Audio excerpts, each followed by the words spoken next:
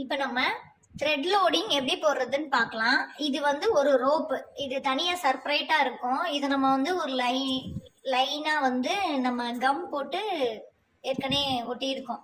ஒட்டிட்டு கொஞ்சம் காஞ்ச உடனே இதுக்கு மேல ஜிக்ஜாக் ஸ்டிச் போடணும்னாலும் போடலாம், இல்ல அப்படியே லோடிங் ஸ்டார்ட் பண்ணணும்னாலும் பண்ணலாம்.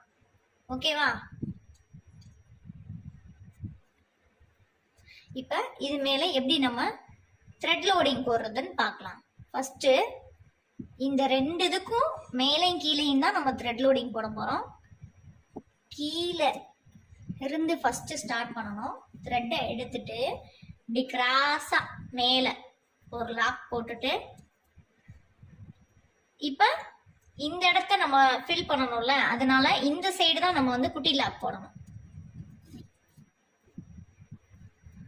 போட்டுட்டு இங்கிட்டு ஃபர்ஸ்ட் நம்ம ஃபில் பண்ணிக்குவோம்.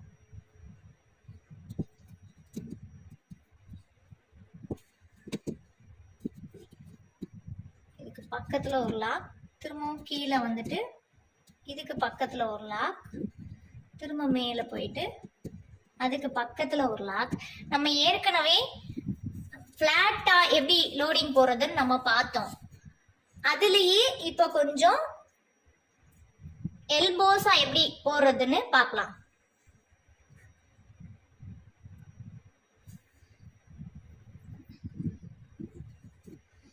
கீழே ஒரு லாக், மேல ஒரு லாக், மேல ஒரு குட்டி லாக், திரும்பவும்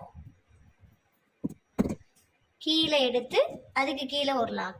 கிட்டையே ஒட்டி ஒட்டி போடணும், அப்பதான் வந்து கேப் இல்லாம அழகா தெரியும்.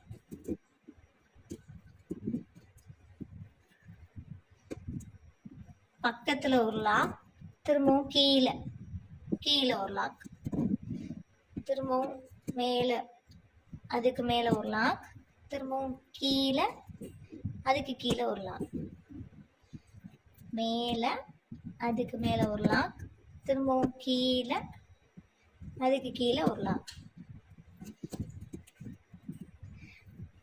பிளாட் லோடிங் மாதிரியே தான் இது வந்து நம்ம ரோப்புக்கு மேல போடுறோம். அதுதான் வந்து எம்போஸ் லோடிங். நல்லா கிராஸா போடணும். உங்களுக்கு பார்த்தீங்கனாலே தெரியும், நான் இப்படி வியூ காமிக்கிறேன், உங்களுக்கு பார்த்தீங்கனாலே தெரியும் நல்லா கிராஸா இருக்கும். இந்த மாதிரி தான் வந்து கிராஸா போடணும், நேரா போடக்கூடாது. த்ரெட் எடுக்கும் போதே கிராஸா தான் எடுக்கணும்.